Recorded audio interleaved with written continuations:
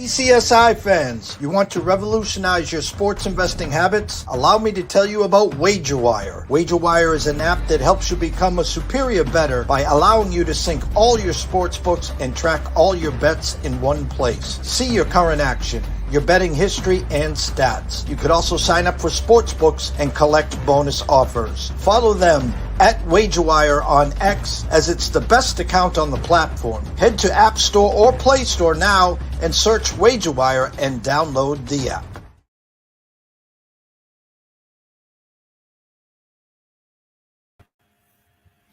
Hey gang, welcome to the show. My name is Scott Webb. This is In the Batter's Box. It's a baseball show. So I don't normally do shows on Monday. I didn't do a show yesterday. It's probably a really good thing. I gave out 3 plays yesterday, and well, you know, sometimes they how do they say that? I don't know. Sometimes they what does that say? Sometimes you're the windshield, sometimes you're the bug. And yesterday I was the bug. So it didn't really work out for me yesterday. I had the Cincinnati Reds, and the Cincinnati Reds did everything except score runs. They out-hit the Rays yesterday. Got guys on base. Ellie De La Cruz out there stealing bases, running all over the place. Hunter Green only gave up 2 hits. Did everything to win the game, and they were ahead 1-0. And then in the 8th inning, you know, they struggled a little bit in the 8th inning. They brought in some relief guy, and the relief guy was struggling. Had the bases loaded with 2 outs, and with 2 outs, hey Daniel Barry, how are you, brother? I appreciate you guys being here. Anyway, bases are loaded with 2 outs, gets a strikeout. Okay, that's it, right? Well, that was a wild pitch strikeout. So a guy scores, ties the game, even though that's the end of the game, or the end of the inning. It should have been no runs. And then the next guy walks. So it's 2-1, and that's the way it ended. So I lose on a wild pitch strikeout and a walk. I've lost a lot of baseball games. I've won a lot of baseball games. Hey Jay Barry, yes, that says that game was a wild inning. Yes, it was the most frustrating game. You know, it's you know, one of the things I used to say, and I don't say it anymore, and probably rightfully so, because it sounds more pity party-ish than anything else. But you know, one of the things I try to do is when I'm doing these things is I want to bet on teams that are going to have more hits, more opportunities to score runs than the other one. And then hope that theoretically things fall into play and, you know, you win your bets. Well, sometimes teams that don't get as many hits as the other team wins. And that's what happened in that game.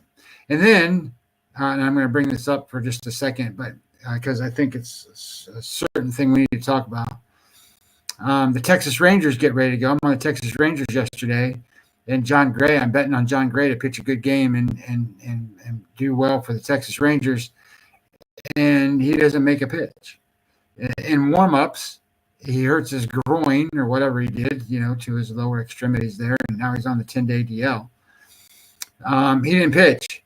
So they throw another guy in the first inning, gives up 3 runs, and then 2 innings later gives up 2 more. So it's 5-0, and they're behind, and they never came back. And that game was just frustrating. And I'm going to talk about how to avoid that. So we'll do that in a minute. And then the last game that I bet on the Kansas City Royals to win by 2, because I was betting against Assad yesterday for the Cubs, and the Cubs can't hit. So I'm all over this one, especially with Raggins on the mound. And while Raggins was good for a little while, then he wasn't good after that. And then the Royals jumped out to 2 runs in the first inning, and I'm sitting there going, okay, well, at least I'm going to salvage this out of this day. But that didn't work out either, because the Royals quit hitting. It ended up being that the Cubs ended up with more hits, more runs, everything. Raggins didn't have it. And so I went 0 for 3 yesterday. And it happens. I don't want to sit here and tell you that it doesn't. And obviously, this show is doing very well. Like we're getting a lot of people on the show. We're winning a lot on the show. So I want to make sure it's very real, though, right? Like I don't want to hide losses from anybody because they do happen. And what you do when you lose, you go back and you look at your handicap. And you kind of break it down, and you ask yourself a couple of questions. A, did I make a good bet, right? Because that's what this show is all about. Did I bet a good bet and it just lost, right? And my feeling is that I made good bets, they just lost. And the second part of it is, what changed in your day? Well, the only thing that changed in my day yesterday was when I made my bets. I don't always make my bets as early as I did yesterday. A lot of times I let them ferment a little while longer in my head before I actually bet them. That wouldn't necessarily have changed anything. Maybe it would have. I don't know. But I had things to do yesterday, and I ran out. I took care of my mom. She had a whole list of odds and ends. Change this light bulb, change that light bulb.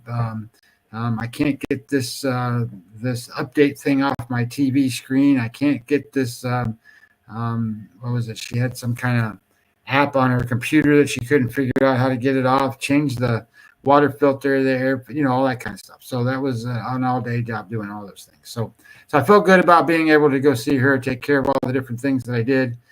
And then I was very frustrated about how my gambling day went because obviously that's not making me any money. So today we're going to go over some things, and one of the things that I wanted to mention now that we got we're starting to get some people on is timing of bets and when to make them. The first bet that I have today, by the way, is 10 after 7, so you're not going to miss anything for a second. I wanted to talk about that Texas game for a second. So prior to COVID, shouldn't say every, but just about every sports book offered 2 bets. You could bet listed pitcher or you could bet action. And my recommendation to everyone, even today, is depending upon what you have available to you, and me being here in Florida, I don't have a lot. I can bet listed pitcher at one place, and that's it. My local guy, I can bet listed pitcher. So every time I bet through my local guy, I'm betting listed pitcher. Otherwise, it's action. Because COVID, when it was going on, there were so many pitching changes and so many lineup changes, and this guy couldn't play, this guy couldn't play, this, that the sports book just said to hell with it. Every game is action. And, now I have a lot of online accounts, offshore accounts, and I also have the Hard Rock here locally, and they don't necessarily go in and offer listed pitcher unless it's some kind of total or something. So listed pitcher is extremely important because if you were to bet the Texas Rangers and John Gray listed pitcher yesterday and he doesn't pitch, that game's null and void. You get your money back. It doesn't count as a loss. Doesn't certainly count as a win. It wasn't a win, but it doesn't count as a loss. And you get your money back. And if you bet 3 games and you lost all 3, now you only lost 2, and you got one of your bets back. That's great. You can go out to dinner, whatever. So listed pitcher, if you have the ability to do that, says, hey, Scott, I was on the Royals yesterday too. I think it was a good bet. Just didn't work out too. That was from Matt. Yeah. One of the things that, and I don't have my notes from yesterday right in front of me, but one of the things that I was looking at with the Royals game from yesterday is these guys, Now, when I say these guys, I'm talking about Assad in this case. They go out on the disabled list, injured list, and then they come back, and it's mid-season. It's in the season. So as they're doing these things, it tends to be that they're not perfect when they come back. They're not 100% healthy. And then the line from the sports book and the way people bet them, it's like, okay, well, they went out and now they're back and they're fixed and they pitch like they're supposed to pitch. So a lot of times you can bet against those guys and make a lot of money. I remember betting against the guy that pitches for the Giants now. He's hurt right now. Cobb. Alex Cobb was that way when he pitched for like the Rays down here. He went out for a while, came back, and it takes sometimes 4 or 5 starts before these guys get to looking like they're supposed to. And you bet against them until they start looking like they're supposed to. Then when they start looking like they're supposed to, a lot of times you can bet on them because the sports book is actually, okay, well, he's not even good anymore, but he is. It's just like Blake Snell this year, right? Blake Snell's never been good until now. We had that conversation. I think it was Saturday, maybe it was Friday, where one of the guys on Twitter that's not a bad capper or whatever. I don't know how to say these things. He was trying to say that, hey, Blake Snell's not even good. Look, Blake Snell going into that game had thrown 18 innings and allowed 6 hits. And if you're telling me that's not good, that's awesome. And then that specific game, he threw 6 more innings. So what does that make? 24 innings. He allowed 2 hits. He struck out, I think it was 12 guys, or maybe it was 15 guys, in the amount of time he pitched. I mean, like there's only 3 outs that he got that weren't strikeouts. Look, Blake Snell is every bit the Cy Young pitcher that he was last year right now. He is as good as there is in Major League Baseball pitching right now. Now, of course, at the beginning of the season when he came out, if you're betting on him, you lost your butt. But right now, you can make a lot of money on Blake Snell because he's not minus 200. He's minus 130, minus 120, minus 140. So you should be betting Blake Snell. Anyway, point being is these guys in timing on that kind of stuff and betting listed pitcher can save you some money and do some stuff, right? So that was a number one. And then number 2, I would tell you in terms of timing, right? A lot of people, like, I don't make my betting line number until the morning. And I know I could make my betting line number in the middle of the night and I could shop that number. If I could make my number, say, before the sports books make theirs. And then when theirs come out, I can go and say, oh, shit, I got value right here. I can bet it right now. Well, there is value to that, but not in that window. So what does that mean? That means that, a guy like Brad Powers, I don't know if you guys know who Brad Powers is, but he's a college football professional gambler. That's what he does. But he publishes a lot of stuff. Well, he's already made 200 bets, maybe 150 bets on college football. I mean, he's bet season wins, he's bet line one, game ones, he's bet line 2, he's bet whatever he can bet, wherever he finds value, he's bet it. So what he's doing is way more valuable than me making a line and betting it overnight and saving myself 10 cents, 15 cents. Because the information that I can get from overnight and in the morning is more important than that, say, 10 cents, 15 cents. Because ultimately, what you see a lot of times is the lines change, and they change. And in my way, they put stuff on sale. I don't want to bet something and then have paid extra. So I want it to move a little bit, and then I want it to move against me, and then I want to bet on sale, and then capitalize where I make more money. That's what I want to do. So I don't do it that way, but there is value to some of that, and I don't think it's important in baseball. It is important in other sports. So we'll talk about that as we get closer to football, because opening numbers come out, say on a Sunday night, and Monday, for example, and you can bet these football games for the next weekend. You want to look at that, and you want to kind of get yourself to a point where, if you're betting a favorite, you want to bet it as early as you can. If you're betting an underdog, you want to wait, because in general, people bet the favorites all the time, so the line's going to go up.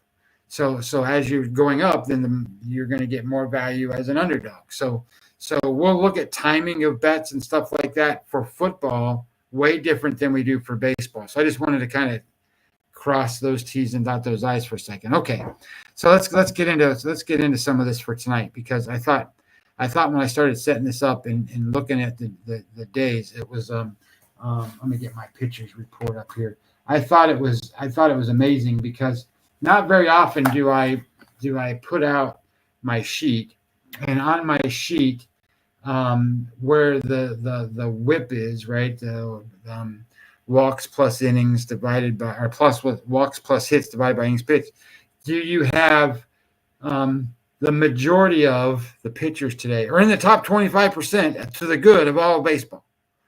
So these teams are going to have to work to score today, is what that tells me. And then as I kind of look down and kind of keep going through some of this stuff, I looked at the WPA, the error rates, the guys making mistakes. There's 4 guys that are in the worst category, and almost everybody else, or I shouldn't say it that way, the majority of everybody else is in the good. So I started thinking, this is an under day. I thought, I'm going to bet a bunch of totals. Well, I didn't bet one. So so it's just weird how when you look at things in a generic whole, things sort of start to break out and look at it, right? So the first game that I wanted to talk about on the show today is what's the number on this game? This is 7-10. This is Seattle Mariners going to Boston, and this is 963-964 is the number of the game. And I'm gonna tell you to bet on the Seattle Mariners tonight. So how do I get there? So the first thing I'm looking at when I'm talking about this game is I'm looking at my number on this game. So my number on this game is Seattle minus 113. The actual number on the game right now is Boston minus 120. So that means you can get Seattle plus 110. So I have them as a small favorite. You can get them as a small dog. So that's 11.5% EV positive. So that says you got to go over here and I got to look at you as a bet stronger. I got to understand how this works out. And then I got to understand, well, why did my numbers create this, right? Because when I look at my numbers and how my numbers are going to come out, Boston, I have them probably higher rated than what a lot of people do. I have Boston as a power rank of 89 wins. And I don't think they're going to win 89 games, but power rated wise, that's where they are because base runs gives them 4 wins that they should have that they don't. They've been a little bit unlucky. So I've got them at 89 wins, and Seattle, I've got at 88 wins. So now I'm sitting here going, well, I got Boston at home, the better team, and I don't have them as the favorite. So we must have a really big pitching issue in the line. So then when I pull up the lines on the pitchers, the difference is that you have Pivetta, and Pivetta is going to pitch against Gilbert today. So if I pull this up real fast, because this doesn't take me but a second, I go to projections and I go to streamer, and then I'm going to hit pitchers, and then I just slide it down a little bit.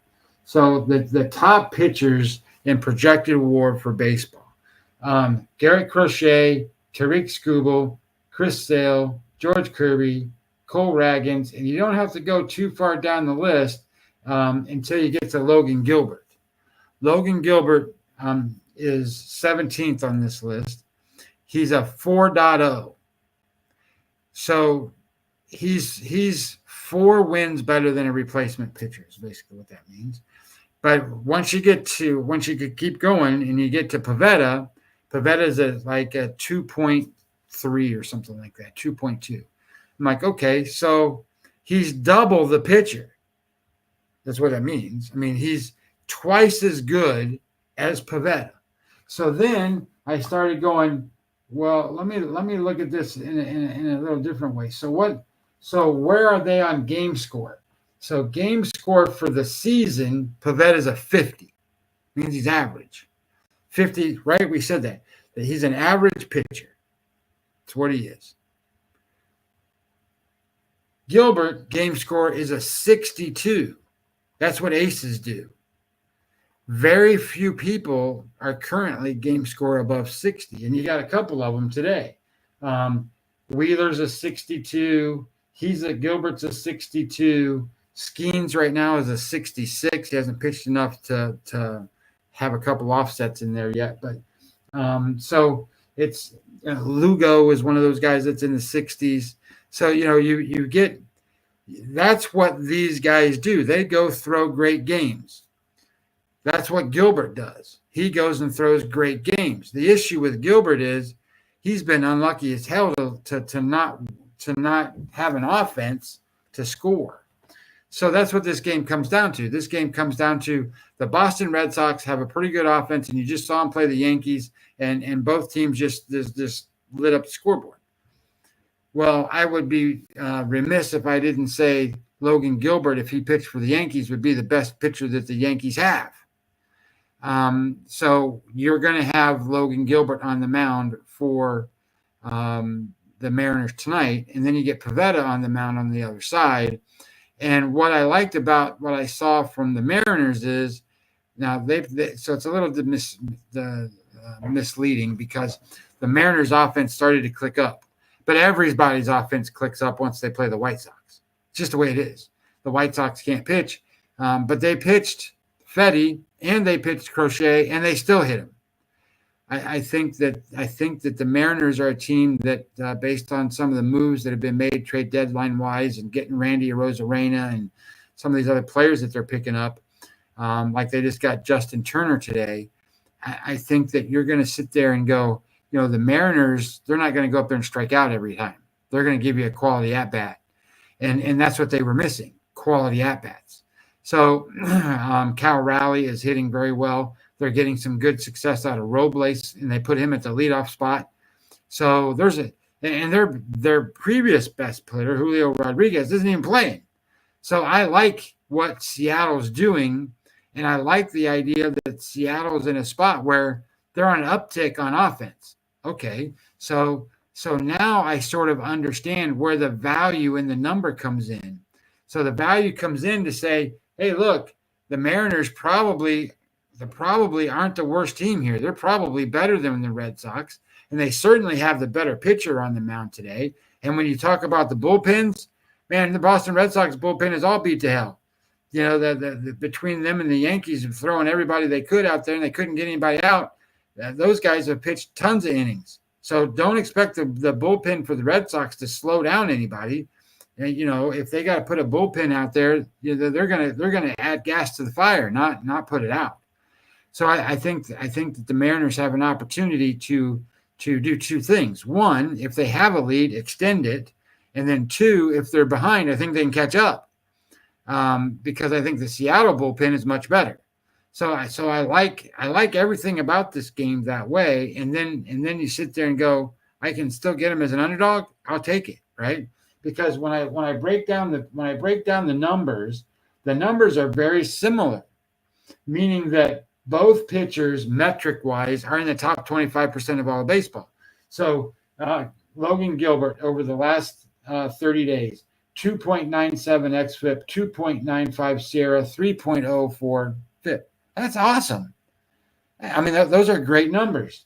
Well, Pavetta's 2.51, 2.42, 1.94, just as good, if not better. And both of them are double-digit strikeout guys. Gilbert doesn't walk anybody, so he's great that way. Both of them ex-WOBA, top 25% of all of baseball. The only kind of snag that you see for Pivetta is he's in the lineup today for the Mariners. His ex-WOBA number, so his predicted on base average against him is 433. So that's not very good. So like 279 is what Gilbert is against the Red Sox. So you would expect that to kind of match up, and it doesn't. So he hasn't had much success against the lineup for the Mariners. His batting average and stuff is more average compared to what it is for Gilbert. Gilbert's a 0.79 whip. So you're going to have to work and work and work to get on base. Pivetta's a 107, so it's average. That's an average number. So you got to really look to find an edge here, and that's kind of why Webby odds and my numbers come out, and they go, well, here's an edge, right? You're not seeing it; it's in the number.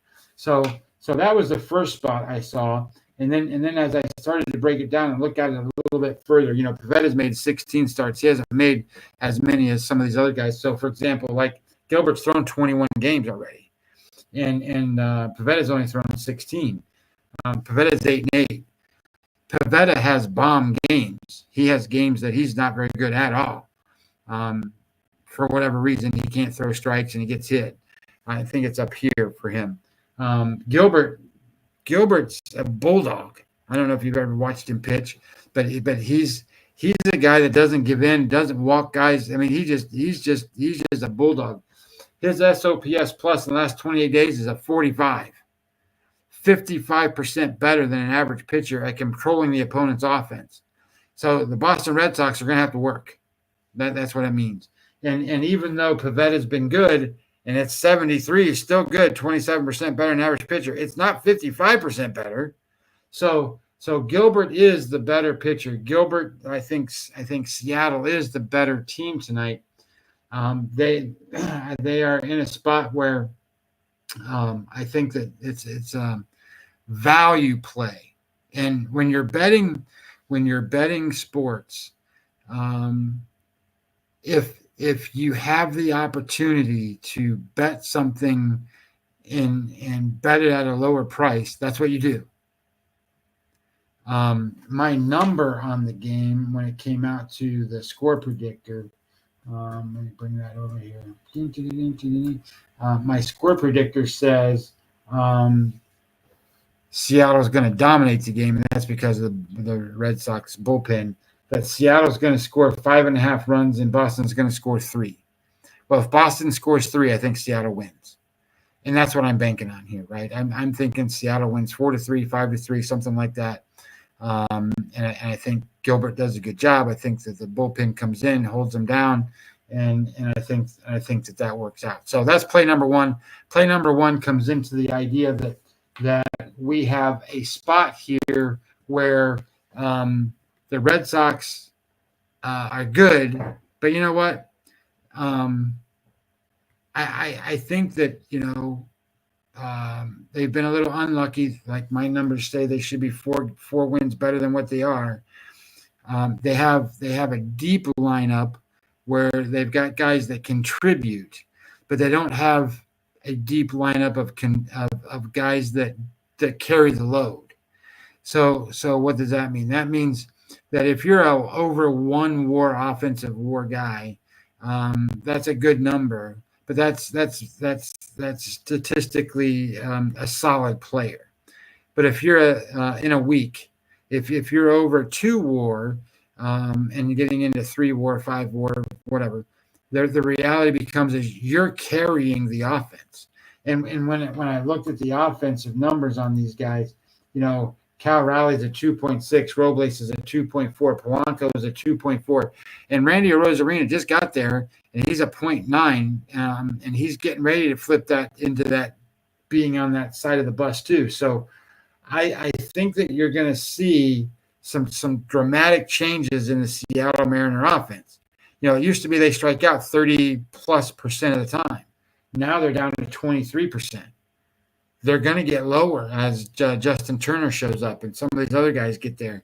And they got rid of Ty France and, some of these guys that aren't contributing, they're not going to play because, they're going to have players that can. So I like what Seattle's doing, and I think that tonight's a good night for them. I think, when you think about value, you can get them at what I say plus 110 or whatever.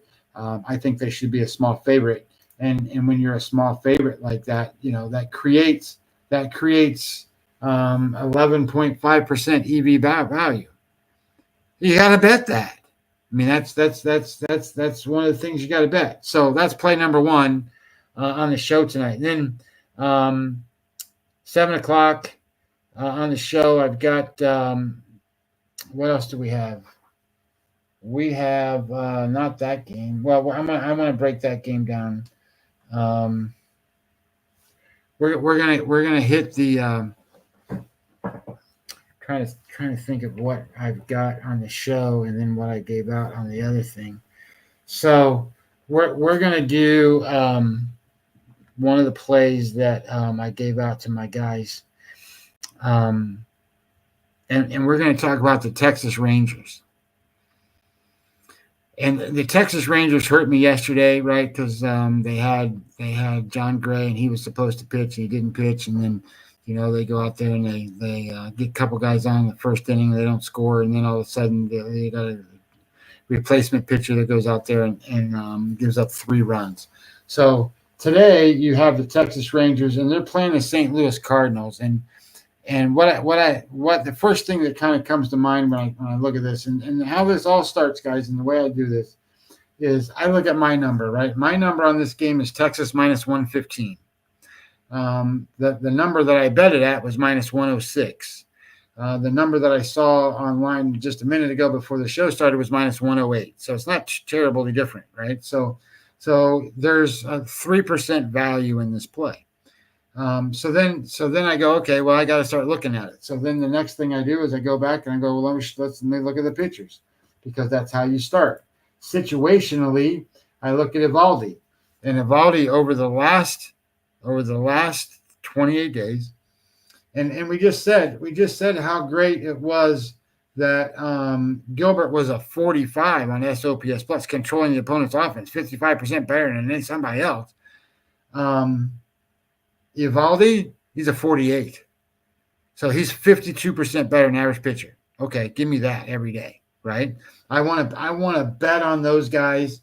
I want to bet on a pitcher like that. And Eovaldi's been through the wars, right? I mean, he's playoff contested, tested. He's a bulldog. He doesn't give in. He's the guy you want to support, right? So that was where I started, and then I looked at the SOPS plus, and I'm like, well, that's pretty good. And then there's one other spot he shows up, and I use this just for a little bit of thing. His SOPS plus at night is a 71, so he's 29% better at night than a regular pitcher is. And Palante, who he's pitching against, is a 116 at night and an 85 during the day. So he's 16% worse at night. Okay, well, that's a pretty big gap. So that tends for me to go, all right, well, maybe he's got some kind of issue at night. He's a 115 at home, Palante, so he's 15% worse than average pitcher at home. Now, he's not a bad pitcher, but he's worse than average at controlling the opponent's offense. And I have Eovaldi, who's way better. So I'm going, okay, I'm still liking this. So that tends for me to take it to the next level, right? So I go to the starting pitcher performance over here, and Eovaldi, XFIP, 2.46, Sierra, 2.69, green as green can be, and just as good as Gilbert and Pivetta. That's awesome, because I didn't expect that. I wasn't expecting to see that. But that's also why you look at things in segments of time. In the last 30 days, that's where those numbers come from. And you know what? In the last 30 days, do you know how many walks he's given up? 0. Walked no one in the last 30 days. That's like 5 starts. He's walked nobody. So I like that. His strikeout rate's average to above. And Palante's strikeout rate is 6.05 per 9 innings. So he's worst 25% of baseball. That means balls are going to be put in play by the Texas Rangers. That's a good thing, right? So if you're wanting to bet on a team, you want them to be able to hit the ball. So you don't want them to strike out all the time. So I like the idea that Texas will be able to put the ball in play. Both of these guys are getting ground balls, and both of them aren't missing, meaning their WPA is good, the win percentage added. So again, when you're talking about winning percentage added, and look, I know I talk in a different language sometimes. So winning percentage added means that you're taking all the positives that a pitcher does. He's got outcomes, where he puts the ball, whatever. All the plus stuff goes in one category. All the negative stuff, the base hits, the walks, the bad stuff, it all goes in another category. Then they take whatever those outcomes are, the statistical data on those, subtract them. Well, both of these two pitchers have better positive results than they do negative. That's exactly what you want from a pitcher, right? Because some of these guys make more mistakes than they do positive pitches, and you certainly want to attack those guys. Well, neither one of these guys are in that spot. Both of these are in the better spot when it comes to making mistakes. But one of the other things that I noticed when I was looking at these games is that so one of the things I'm trying to teach is game score, right? We look at I look at game score as a grade of a pitcher. It's a performance level of what a pitcher does, as opposed to wins and losses. You know, like if you were to come ask me what the wins and losses of these guys are, who's the league leader in wins, I don't know. And I know a shit ton about baseball, and I can't tell you who the person who's got the most wins in baseball is. I have no idea. I don't ever look at it. It's not important. That number is not important. It's way more important to have a guy who has made X number of starts, and in those X number of starts wins all the games. Because you're betting on a team, not a player. And of course the team is influenced most by the starting pitcher. So you want team wins, not individual player wins. And a lot of times, you know, a player will get a win when he probably shouldn't have, and or he'll get a loss when he probably shouldn't have. So that's why game score eliminates all of that. So in this particular case, this is what I wanted to address with game score. Game score for Eovaldi, he made a great start the last time out. He was a 71. So a lot of times I don't like to go back and support a guy who theoretically had an outlier high, right? Because if he has an outlier high, ideally he's not going to do another one. Ideally, he's going to throw an average to outlier low. So you don't want to support a guy who's ripe for a poor performance. But the way this kind of works is you go back and you look at it and you go, well, when was his last bad start? What was the time before? So he threw a 71 on right after he threw a 19. And see, guys, when I tell you that there's a guy out here and he throws a 5 or a 10 or a 19 or a 20, the offset is a great start.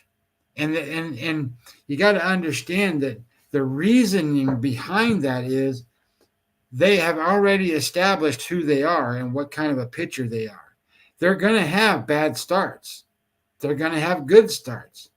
But when they have a bad start, they're going to have a good start or 2 or 3 that offset that bad one. Well, that's where we are with Eovaldi.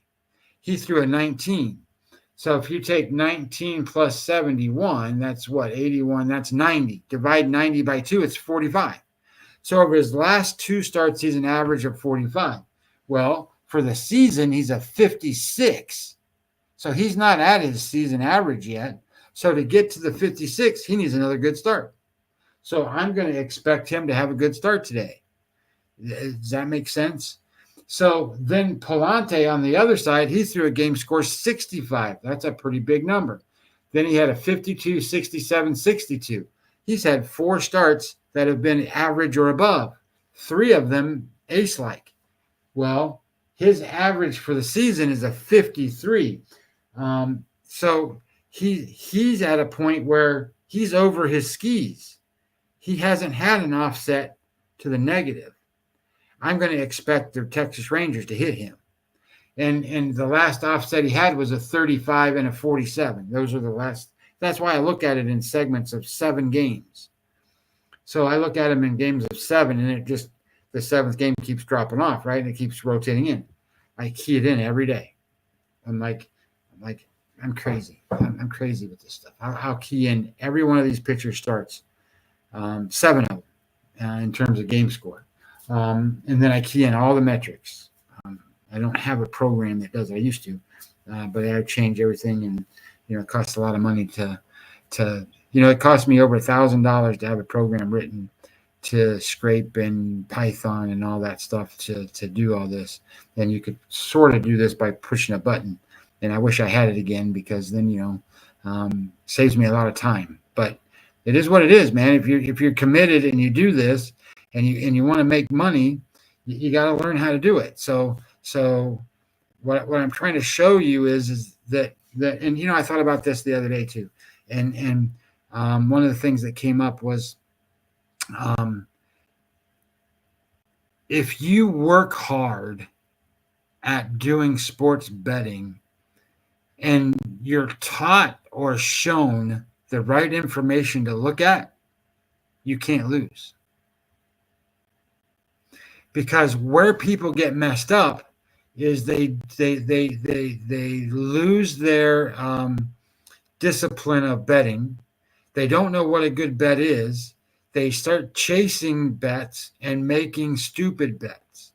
And then they look at things like, we just talked about a pitcher's win-loss record. Maybe that's what they're going off of. I see it. People do that stuff all the time. I see people still use earned run average. Don't do that. Earned run average is not going to help you make a bet. It doesn't tell you something specific. You want data that answers specific questions. It helps you get answers to what you're looking for. So anyway, point being is as you're doing these things and you get through all this stuff, you end up with, I expect to see Eovaldi pitch good. I expect to see Palante probably pitch worse. All right, so I'm good with that. And then I go back and I say, all right, show me the offense. Well, the offense, Texas ranks 15th and St. Louis 22nd. And the other part that I liked was runs per game. Texas is 4.3 runs. Not that that's great. That's kind of an average number. It's not a great number. But St. Louis is below that. He's a 3. I'm like, okay, good. So Texas is averaging more runs. St. Louis is 22nd in offense. Right now, they have nobody over 2 WAR. So they got nobody really carrying the load. They got a couple of guys contributing. But Nathan Lowe, Marcus Semien, Seager are driving the bus. Those are good guys to drive the bus. Why? Simeon's the leadoff hitter, or bats second sometimes. Seager bats second or third most of the time. And Lowe bats like 4th or 5th. These guys are stacked. The lineup is stacked with guys that are contributing and driving the bus. So they just need a couple guys to get on in front of them, or have a couple of guys hit around them, and then they're going to score runs. So the potential for Texas to do great is there. So I'm good with it. That's how that play came to be. That's where I came up with how to find it. Bullpen wise, Texas has got 43 innings pitched, only 36 hits allowed. St. Louis 31 innings pitched, 31 hits allowed. So Texas maybe even be better on the bullpen side. So as I kind of broke it down and looked at it, I'm like, well, that makes sense. Everything's good. I have a EV plus positive play. I'm going to play it. So that's play number 2 is the Texas Rangers. Play number 3 on the show is an interesting matchup tonight. The Atlanta Braves go play the Milwaukee Brewers. And Colin Ray is pitching for the Brewers. And it's interesting because people may go, well, who the hell's Colin Ray? And what's he got? Well, he's an average pitcher. That's what he is. But this average pitcher for them has made 17 starts for the Milwaukee Brewers. And if they didn't have him pitching, I don't know where the Milwaukee Brewers would be. In those 17 starts, he's won 12 times. He's 12-5. In fact, we've gone over some of these guys that have been really good. Eflin pitched today for Baltimore. He's 10-9 in starts. Jack Flaherty is getting traded today. I don't know who. It looked like it was the Yankees, but that hasn't been finalized. He's 10-8. You've got guys like Wheeler's pitching for the Phillies today. He's 12-8. But then you got a guy like Colin Ray. He's 12-5. 17 starts, hardly ever loses. Means it's hard to beat him. But I'm betting against him tonight. Atlanta Braves. And this is where I think that people don't know what to do. And what I mean by that is you see a guy named Holmes as the starting pitcher for the Atlanta Braves. Holmes isn't the starting pitcher. Well, I shouldn't say it that way. Holmes is the starting pitcher, but Holmes is a relief pitcher. He's going to go 2 innings at the most. And then there's going to be another guy that pitches 2 innings. And they might have a guy that maybe pitched 3 or 4, kind of what they call the bulk guy. And then they're going to have another guy pitch 2 innings or 1 inning, and then another guy pitch 1 or 2 innings. But do you realize that if I go and I pull this up, I'm going to pull this up this way, because, the way you want to do this is how do you find value in pricing to a bullpen game? Well, price the bullpen. You don't price 1 or 2 because you don't know who's going to pitch. So you price the bullpen in generic, right? So if I go do that for teams, let's go to pitching, and I go to where's relief pitchers? We got to go to relief pitchers, and then I want to set this up on 30 days. So if I look at 30 days relief pitchers, the Atlanta Braves are 1.5 WAR. That's the number you use. Their replacement player-wise, 1.5 WAR. That's pretty good. That's third in all of baseball. So you're going to tell me that I can put the third best bullpen in all of baseball in the last 30 days out on the mound, and you're going to give me an average pitcher that they can't beat them? And especially with the idea, if I pull it up from a perspective of offense, and I go look at Milwaukee scoring 2.7 runs a game right now. They are 19th in offensive WAR, 21st in isolated power, minus 5% to an average offense.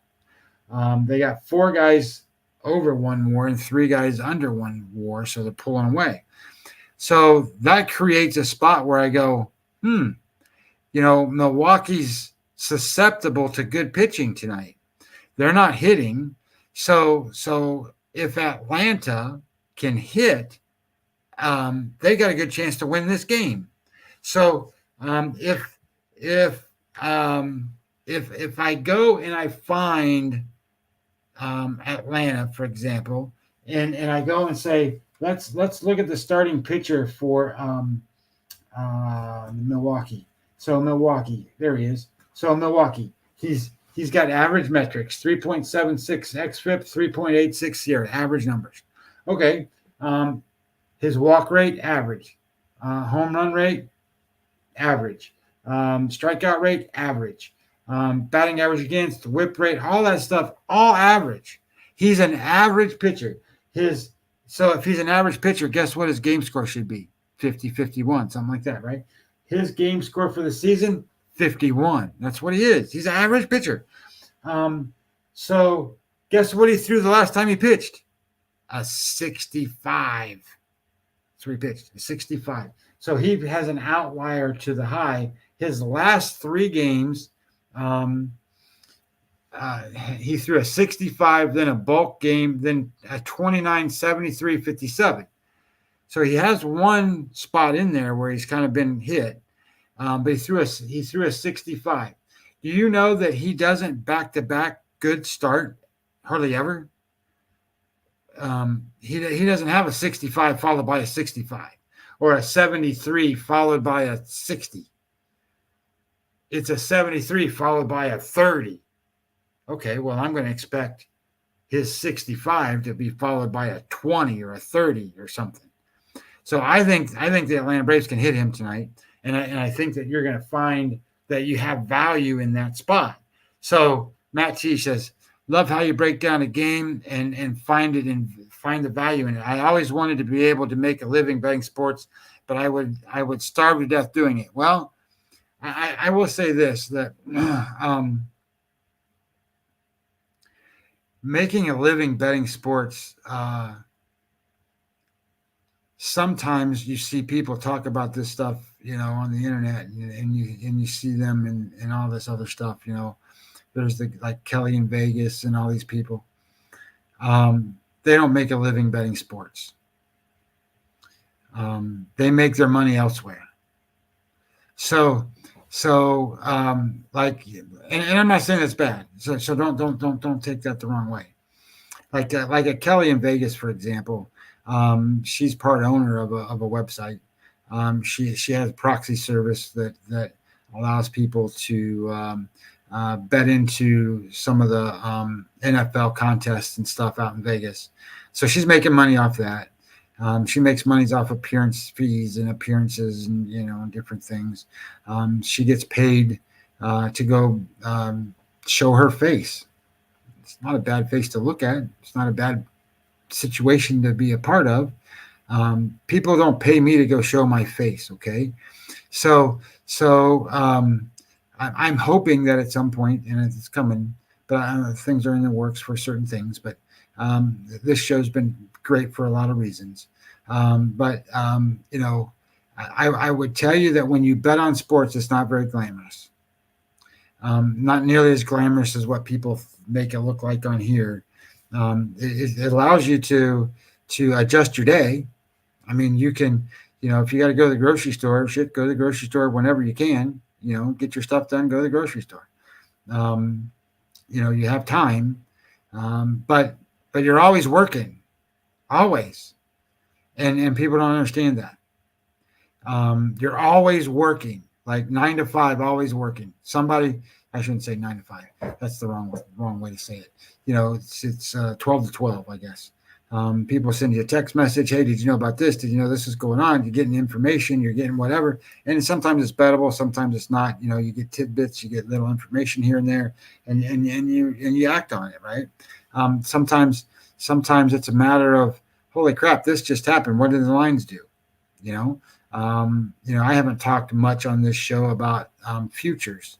We haven't talked a lot about making futures bets and tying up your money for a long time and things like that. But we can get into all kinds of different things. We can talk about props. We haven't talked about props much. There's a lot to all this. But the biggest thing you need is information, and then you need to be able to decipher the information as quickly as you can. But you also have to know what you're looking for. And I think that's the big thing. So when you're doing this for a living, it's you're always on call. You got your phone on you. Always got a laptop around. You always got something data wise, so that you have access to your accounts, so that you can see numbers, lines, bets, make your bets, do the stuff. Stuff happens, you're in the middle of the grocery store. Holy crap, this just happened. I need to, oh shit, I got to make a bet, right? Before the numbers move or whatever. I mean, stuff happens like that. And then, like for me, I've got to do data entry and I've got to do stuff and put in things for the next game.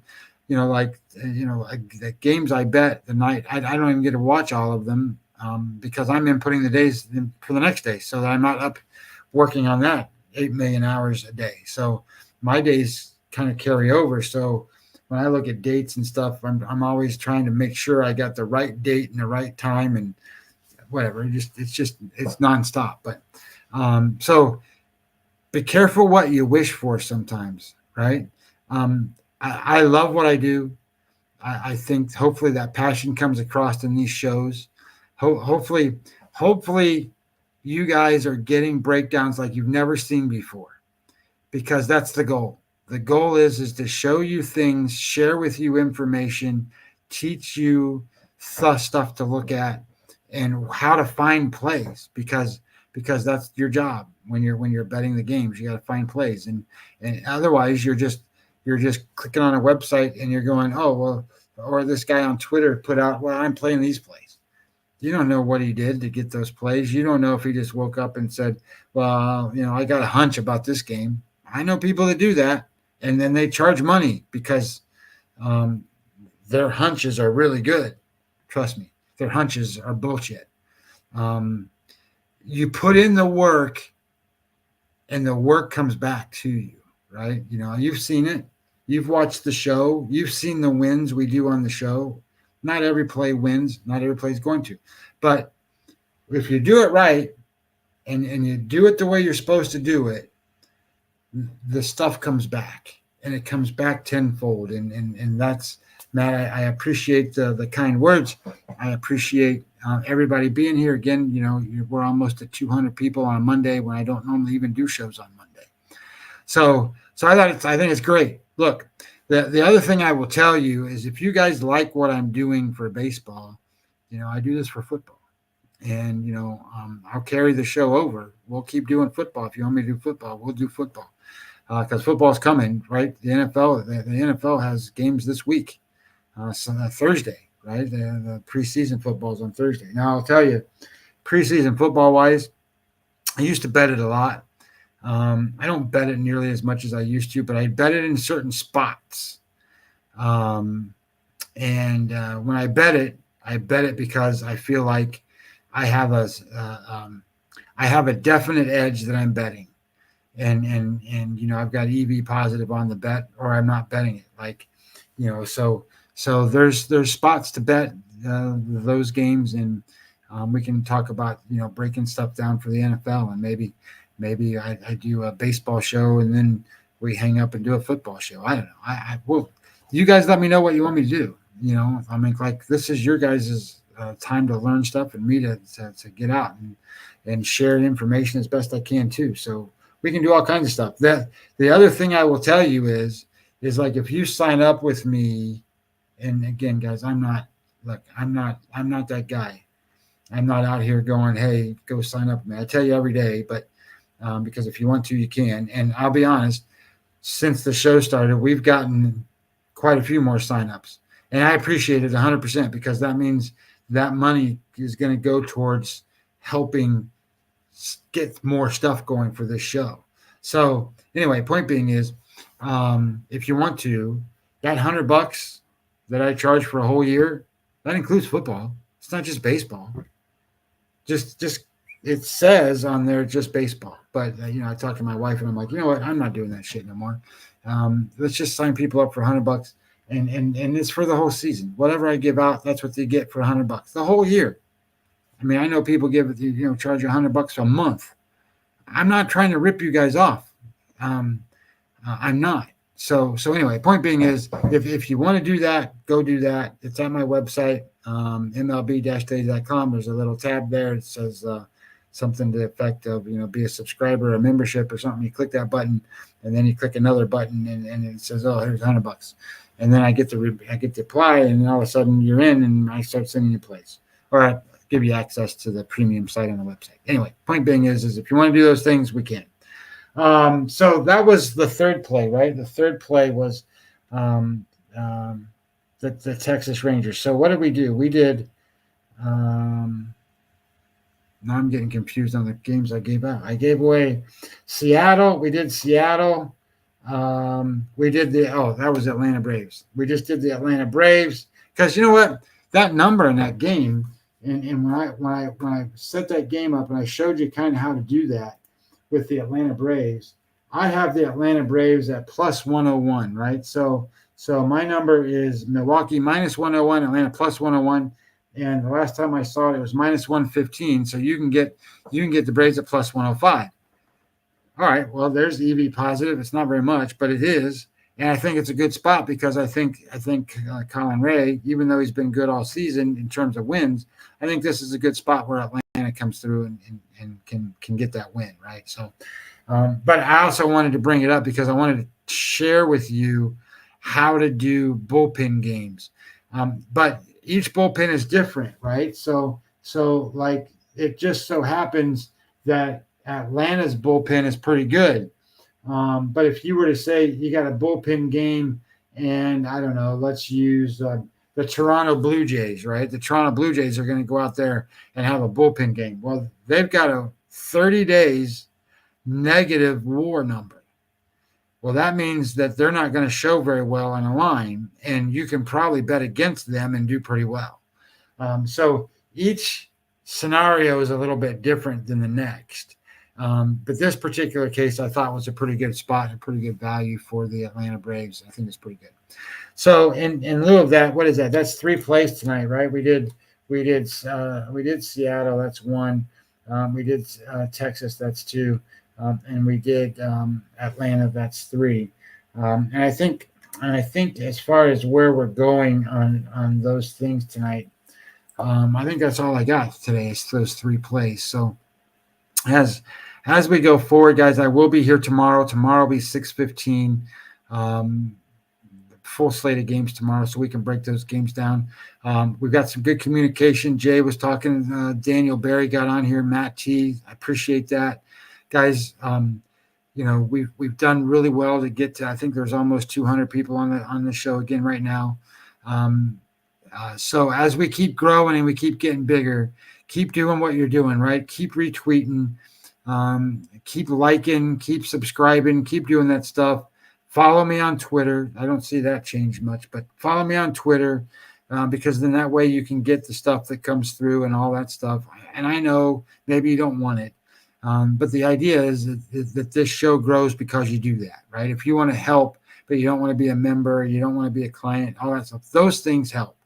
So like, subscribe, all that stuff, make comments, right? Like when the show's over and you go back on to somebody's, but make a couple comments. If you liked what I did, if you didn't like what I did, write them in there, right? Like comments help. All that stuff works. It grows to where I can go start selling, if I can sell, and get some sponsorship on here and, we can get a couple grand a month, then things change dramatically. A lot of stuff changes. Some fun things, some exciting things. So anyway, that all being said, that's tomorrow will be 6:15. Go follow me on Twitter. Go to my website, mlb-daily.com. If you don't want to sign up for nothing, you don't have to, but go read some of the material that's on there already. I'll keep adding as we go, as things pop up, and I find the time to get on there and add content, I will do that. And then you can also subscribe for being get the free newsletter. So every time I do post something out, it'll go straight to your email, so you don't miss anything that way. If you want to be a client, you can do that too. That helps everything that we do. It's like $100, whatever it is, what it is. And then, we can use that money towards making the show better. So guys, we're doing great. You guys are supporting me 100%. I love it.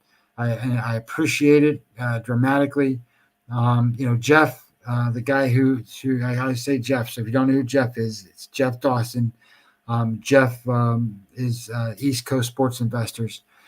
This is his network, so he lets me on here and lets me do this. Now, Jeff and I have been buddies and pals, and we've been business partners and probably for 10 years now.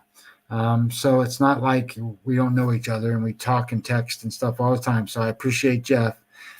So as we're doing these things, Jeff has got his own things going on, and as things grow and go together, you might see a lot of things between he and I coming up as things kind of progress along. So hopefully you get a lot out of it. Hopefully you get to the understanding that there's 2 things I'm trying to do here. Number one, I want you to know what a good bet looks like, what a good bet is, and why it's a good bet, right? You need EV positive bets. And if you make 1,000 EV positive bets in the course of a year, you will win money. And if you make them year after year after year after year after year, you will be a profitable sports bettor. And if I can teach you how to do that, then we're great. You don't need these content creator people out here. You won't need that unless you want entertainment. So that's number one. And then number 2 was to make sure that this show is way differentiated from what content creators do, right? I would love to be able to make it more interactive, show you some things that make it more professional, so you don't just see my face and hear me talk all the time. That can come, but I need more investment dollars to do that. And then as that comes, you can see that we can really broaden this out and make it even better. If you're interested in football and baseball, just sign up. it's $100. You'll get everything I got. So it is what it is. We go from there, and then we end the show by saying good luck tonight. Hopefully you make some money. Matt T says thanks. I appreciate it. Thank you. And guys, thanks again for being a part of it. You're helping me grow. You're helping this whole thing grow. You're helping the East Coast Sports Network investors grow. Now he has other guests, like the guy that owns WagerWire. When he comes on, they get 300, 400 people on. So, at some point we'll surpass that, but we're not there yet. But anyway, point being is, guys, thanks a lot. And have a great night. Good luck to you. Let's make some money. And then we'll be back tomorrow and doing the same thing. 6:15. Talk to you later.